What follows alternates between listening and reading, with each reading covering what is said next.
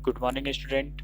इससे पहले हम लोगों ने क्या चीज़ पढ़ा था? इससे पहले वाले वीडियो में हम लोगों ने जो देखा था वो था टॉपिक का नाम electrical features of transmission line, जिसमें हम लोगों ने सबसे पहले क्या पढ़ा, जो हमारे ट्रांसमिशन लाइन है उनका क्लासिफिकेशन, जो लो वोल्टेज, हाई वोल्टेज और मीडियम वोल्टेज ट्रांसमिशन था। इसके बाद फिर हमने उसमें जो पैरामीटर यूज हुआ था उसको देखा था, जिसमें से हम लोगों ने एक पैरामीटर जो आर पैरामीटर था उसको पढ़ लिया था। अब हम आज उसके बाद जो है कि पढ़ेंगे, तो जिसमें हमारा आज का रिवीजन का टॉपिक क्या रहेगा, इंडक्टेंस ऑफ ओवरहेड लाइन या फिर inductance of A overhead transmission line. ये क्या है? ये जो है 3 पैरामीटर है, जिसमें से आर एल सी था, तो आर हम लोगों ने पढ़ लिया। अब आज हम लोग देखेंगे किसको, एल पैरामीटर को। तो एल पैरामीटर क्या होता है? तो जैसे अगर हमारा कोई इलेक्ट्रिकल सर्किट है या फिर अगर कॉइल है, तो उस कॉइल में जो परिवर्तनीय फ्लक्स है, ठीक है, यानी अगर किसी फ्लक्स को अगर हम लोग परिवर्तन करें, ठीक है, उसमें अगर हम लोग कोई जो है कि चेंजिंग करते हैं, तो किसी कॉइल या फिर इलेक्ट्रिकल सर्किट में जो परिवर्तनीय फ्लक्स है, चेंजेबल फ्लक्स है, उसके द्वारा क्या उत्पन्न होता है? प्रेरण उत्पन्न होता है, जो उस फ्लक्स परिवर्तन का क्या करता है? विरोध करता है। और उसी सर्किट का या फिर कॉइल का ये क्या कहलाता है? प्रेरकत्व कहलाता है। तो प्रेरकत्व क्या होता है? तो किसी वैद्युत परिपथ या कॉइल में परिवर्तनीय फ्लक्स द्वारा जो प्रेरण उत्पन्न होता है, जो उसी फ्लक्स परिवर्तन का विरोध करता है, तो उस प्रॉपर्टी को हम लोग क्या कहेंगे? प्रेरकत्व कहेंगे, ठीक है। या फिर अगर हम कहें दूसरे शब्दों में, तो यह किसी वैद्युत परिपथ में इकाई एम्पियर की धारा परिवर्तन पर परिवर्तित चुंबकीय फ्लक्स की भाग को उस परिपथ का प्रेरकत्व कहते हैं, जिसको हम लोग किससे डिनोट करते हैं? एल से, ठीक है। और इसका जो यूनिट है वो क्या है? हेनरी, है ना। अब इसके बाद अगर हम बात करें इसके फार्मूले की, तो जो इंडक्टेंस है, इंडक्टेंस यानी प्रेरकत्व बराबर क्या हो जाएगा? परिपथ में ग्रंथित चुंबकीय फ्लक्स डिवाइड बाय क्या? प्रभावित होने वाली धारा, ठीक। अगर इसको मैथमेटिकल फॉर्म में लिखें, मतलब जैसे अगर इसको शॉर्ट फॉर्म में लिखें, तो एल, हम लोग प्रेरकत्व को एल से डिनोट करते हैं। परिपथ में ग्रंथित चुंबकीय फ्लक्स, यानी अगर हमारा कोई कॉइल है जिसमें नंबर ऑफ टर्न एन है, ठीक है, इसमें से अगर आई एम्पियर करंट फ्लो होगा, तो इसमें से जो फ्लक्स होगा, ठीक है, जो फ्लक्स उत्पन्न होगा वो कितना होगा? एन फाई, ठीक। तो एन फाई हो गया। अब इसके बाद से क्या हो जाएगा? तो जो लिंकेज फ्लक्स है एन फाई डिवाइड बाई कितना? आई, और इसका यूनिट क्या है? हेनरी, ठीक। अब इसके बाद अगर हम बात करें तो क्या है कि प्रेरकत्व का महत्व जो है वो किसी एसी में, मतलब अल्टरनेटिंग करंट में, प्रत्यावर्ती धारा में अधिक होता है, अधिक, जबकि डीसी में क्या होता है? कम होता है। क्यों? क्योंकि एसी में क्या होते हैं, उसके जो पर्टिकुलर टाइम पर उसमें बोले तो मैग्नीट्यूड और उसका डायरेक्शन क्या होता है? चेंज होता रहता है। और इंडक्टर में जो फ्लक्स कब उत्पन्न होगा, प्रेरण कब उत्पन्न होगा? जब उसमें धारा का मान क्या होता रहेगा? परिवर्तित होता रहेगा। तो उसी चीज को लिखा है कि प्रेरकत्व का महत्व प्रत्यावर्ती धारा में अधिक, जबकि डीसी धारा में कम होता है, क्योंकि डीसी में एक निश्चित आवृत्ति की धारा है जिसमें फ्लक्स का मान स्थिर रहता है, ठीक, यानी इसमें हमें कांस्टेंट फ्लक्स प्राप्त होता है, जिसमें फ्लक्स परिवर्तन नहीं हो पाता, जिसके कारण प्रेरकत्व का गुण उत्पन्न नहीं हो पाता है, ठीक है। इस प्रकार ओवरहेड लाइन कंडक्टर में प्रेरकत्व दो माध्यमों में स्थापित निम्न चुंबकीय फ्लक्सों के कारण उत्पन्न होता है। जो हमारा ओवरहेड लाइन कंडक्टर है उसमें जो इंडक्टेंस की जो प्रॉपर्टी होती है वह दो माध्यमों के कारण उत्पन्न, मतलब दो माध्यमों में जो चुंबकीय फ्लक्स है वो उत्पन्न होता है। सबसे पहला कारण क्या है? आंतरिक फ्लक्स के कारण, यानी ड्यू टू इंटरनल फ्लक्स, और दूसरा हमारा क्या है? ड्यू टू एक्सटर्नल फ्लक्स, ठीक। ये क्या है? ये जो ओवरहेड ट्रांसमिशन लाइन में जो प्रेरकत्व है वो उत्पन्न किसके कारण से होता है? तो एक आंतरिक फ्लक्स के कारण से और दूसरा किसके कारण से? बाहरी फ्लक्स के कारण से, यानी बाह्य फ्लक्स के कारण से। अब इसमें हम लोग पहला देखेंगे क्या चीज, आंतरिक फ्लक्स के कारण। तो देखिए इसमें हमें क्या करना है कि आपके सिलेबस में इसका डेरिवेशन नहीं है, केवल इसके फार्मूले हैं और इसके बाद इस पर हमें कुछ न्यूमेरिकल करने हैं। तो इसके डेरिवेशन पे हमें नहीं पढ़ना है, हमें बस केवल फार्मूला देखने हैं। तो अगर हम बात करेंगे आंतरिक फ्लक्स के कारण प्रेरकत्व, तो आंतरिक फ्लक्स के कारण का जो प्रेरकत्व है उसको हम लोगों ने डिनोट किया है किससे, एल इन से, और जिसका मान कितना होता है 1/2 इंटू 10⁻⁻7 हेनरी पर मीटर। ठीक, क्योंकि जो हमारे वो जो पैरामीटर होते थे उसको हम लोग किस में डिनोट करते थे, यूनिट पर मीटर में। तो आंतरिक फ्लक्स के कारण जो फ्लक्स जो इंडक्टेंस उत्पन्न होगा वो उसका मान कितना होगा 1/2 इंटू 10⁻⁻7 हेनरी पर मीटर। ठीक, इसके बाद जो दूसरा था बाहरी फ्लक्स के कारण, तो बाहरी फ्लक्स को हमने डिनोट किया है एल आउट से, और इसका मान कितना हो जाएगा 2 into 10⁻⁻7 log base e D by R henry per metre. Log base e, जहां पर डी क्या है और आर क्या है।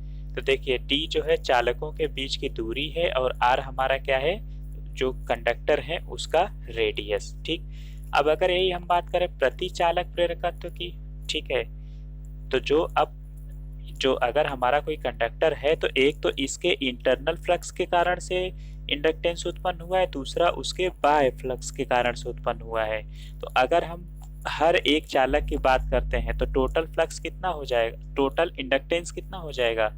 सपोज किया LC है और इसका मान कितना है, कितना हो जाएगा L in plus L out. ठीक है, वैल्यू पुट करते हैं, L इन का मान कितना था 1/2 इंटू 10⁻⁻7 हेनरी पर मीटर, और L आउट का मान कितना है 2 into 10⁻⁷ log base e D by R. जब हम इसको सॉल्व करेंगे तो हमको कितना मिल जाएगा, हमें मिलेगा L यानी इंडक्टेंस ऑफ द कंडक्टर, ठीक है, is equal to 1/2 plus 2 into log base e D by R into 10⁻⁻7 henry per metre. ठीक है, इसके बाद फिर क्या होता है, एक हम लोग जब न्यूमेरिकल जब सॉल्व करते हैं तो एक वैल्यू लेते हैं हम आर डैश का, ठीक है, जिसमें हम लोगों को क्या करना है कि जो ये आर का मान है वो पूरा जो कंडक्टर का ना लेकर के एक इफेक्टिव रेडियस की वैल्यू लेते हैं, और वो जो हमारा इफेक्टिव रेडियस है उसका मान कितना होता है 0.7788 आर। ठीक है, ये वैल्यू हमें याद रखना है, आर डैश का जो इफेक्टिव रेडियस होगा उसका मान कितना होगा 0.7788 आर। ठीक, तो अगर हम बात करेंगे एल कंडक्टर की, ठीक, टोटल एल की, तो उस केस में क्या हो जाएगा 2 into ln D by R dash.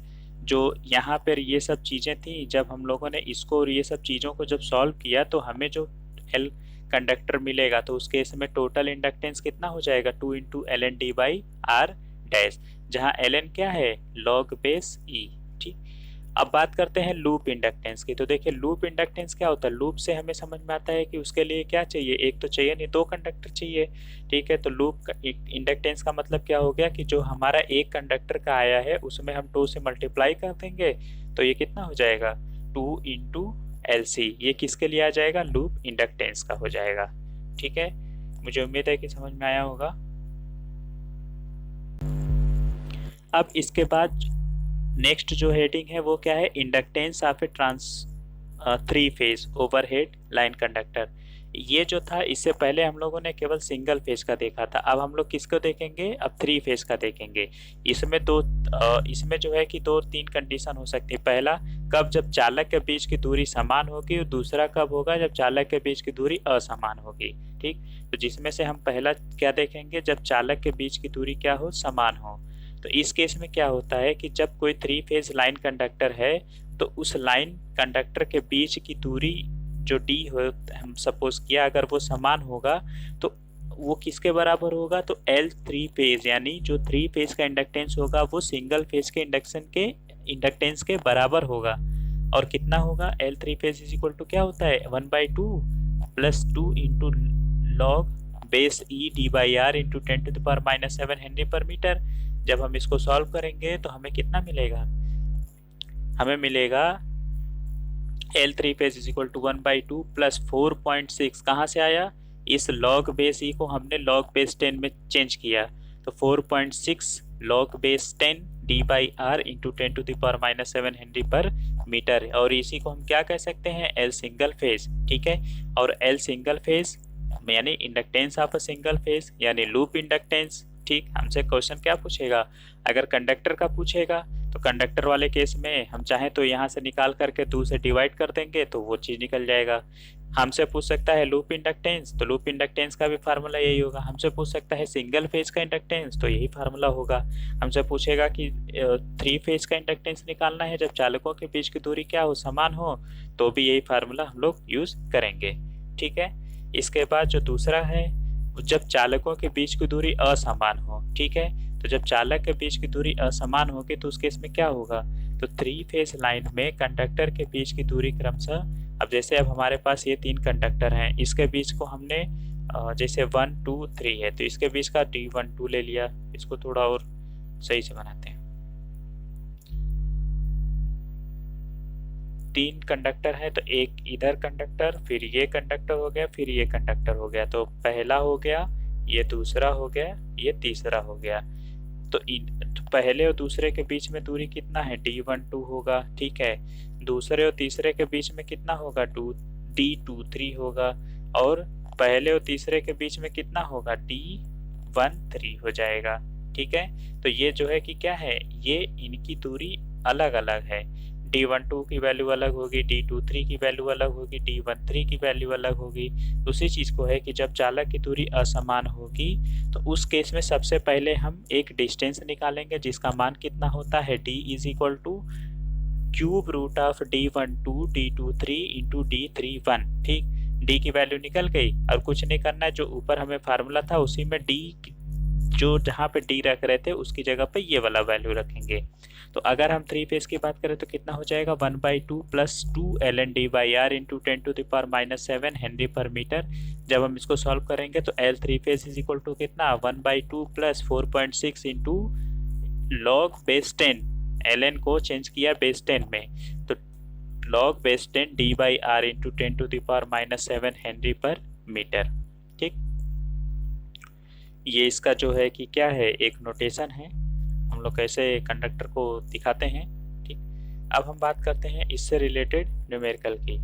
देखिए क्वेश्चन कह रहा है कि 1 मीटर दूरी से अलग तथा व्यास में 1 सेंटीमीटर 2 समानांतर चालकों के सापेक्ष single phase overhead transmission line का प्रति किलोमीटर लूप इंडक्टेंस ज्ञात करना है, जबकि चालक के पदार्थ तांबे का और दूसरा क्या है, अपेक्षाकृत चुंबकशीलता वाला इस्पात धातु का, 50 अपेक्षित चुंबकशीलता वाले इस्पात धातु का। ठीक है, तो अब क्या क्या गिवन है, D गिवन है, डायमीटर हो गया 1 सेंटीमीटर है, मीटर में चेंज करेंगे तो 1 इंटू 10⁻⁻2 मीटर, तो यहाँ से रेडियस निकाल लेंगे। लेंथ गिवन है 1 किलोमीटर यानी 1000 मीटर, D गिवन है 1 मीटर। अब लूप इंडक्टेंस हमें फाइंड करना है, तो loop inductance is equal to क्या हो जाएगा, 2 इंटू LC, 2 इंटू LC का मान कितना है, 1/2 plus 2 log base E D by R into 10⁻⁻7। यहाँ पे वैल्यू हम लोगों ने पुट किया। ठीक है, तो L इज इक्वल टू कितना हो जाएगा, अब देखो यहाँ पे क्या कर रहे हैं कि इस दो को हमने मल्टीप्लाई कर दिया तो कितना हो जाएगा, 1 plus 4 log D by R into 10⁻⁻7।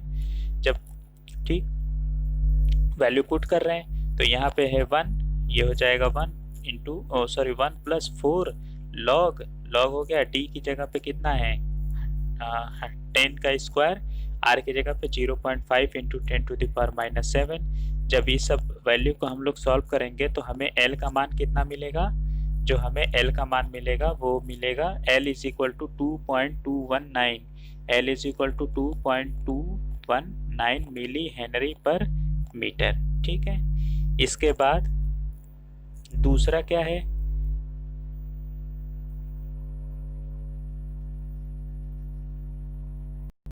दूसरा है कि यहाँ पर जो हमारा 50 अपेक्षित चुंबकशीलता वाला दिया था उसके बारे में। ठीक है, तो अब हम क्या करेंगे, देखिए अब L सपोज किया वो L0 होगा तो L0 इज इक्वल टू कितना हो जाएगा, तो जो एयर में था तो उसकी वैल्यू वहाँ पे 1 आ रहा था, तो इसको हम लिखेंगे क्या चीज़, सपोज कीजिए वो किसी मीडियम में होगा, ठीक है, तो यहाँ पे वैल्यू क्या आ जाएगा, म्यू आर, तो mu R plus 4 log d by R into 10⁻⁻7 वही हो जाएगा। फिर 1 की जगह हम लोग क्या रख देंगे, 50 रख देंगे, ठीक है। तो जब हम लोग इसको सॉल्व करेंगे तो हमें क्या चीज़ मिलेगा, 7.119 मिली हेनरी पर किलोमीटर, ठीक। दूसरा क्वेश्चन है कि एक 3 फेज लाइन कंडक्टर में 3 चालक जिनमें प्रत्येक का व्यास 21 mm तथा प्रत्येक के बीच की दूरी A से B 3 मीटर, B से C 5 मीटर, C से A 3.6 है, तो लाइन का प्रति फेज प्रति किलोमीटर प्रेरकत्व तथा प्रेरणिक प्रतिघात यानी इंडक्टिव इम्पीडेंस हमें निकालना है, ठीक है, इंडक्टिव इम्पीडेंस। तो हमें इसमें क्या क्या गिवन है, हमें जो गिवन है वो D21 डायमीटर हो गया, तो R निकाल लिए यहाँ से, फिर L की वैल्यू 1 किलोमीटर। अब जो D है, D A से B, सपोज कीजिए ABC है, ABC, तो इसको हमने 1 मान लिया, 2 मान लिया, 3 मान लिया, तो D12 गिवन है 3 मीटर, B3 गिवन है 5 मीटर, और CA का मतलब D13 या 313.6 मीटर। तो यहाँ से हम लोगों ने क्या निकाल लिया, D की वैल्यू निकाला, और D निकालेंगे तो कितना आएगा, 3.78। ये सब क्लास में डिस्कस हो चुका है, तो 3.78 ये हो गया। इसके बाद अब हम निकालेंगे क्या चीज़, 3 फेज का निकालेंगे। तो जब अलग था तो उस केस में क्या हो, इसका फार्मूला था 1/2 + 2 ln D बाई आर, और D की जगह पे कौन सा वैल्यू, जो इफेक्टिव डिस्टेंस हमें निकालना था। तो ये सब वैल्यू जब हम लोग पुट करेंगे तो हमें क्या चीज़ मिलेगा, हमें आंसर जो मिलेगा वो है 1.2 मिली हेनरी पर किलोमीटर, ठीक।